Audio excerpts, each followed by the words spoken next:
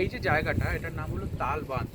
এটা দুর্গাপুর এক্সপ্রেসওয়ের খুব কাছাকাছি একটা জায়গা। ডানকুনি থেকে এই জায়গাটার দূরত্ব হচ্ছে 22 কিলোমিটার। জায়গাটার ব্যাপারে খুব বেশি ভিডিও বা খুব বেশি আপনারা ইনফরমেশন পাবেন না, কিন্তু খুব সুন্দর একটা জায়গা।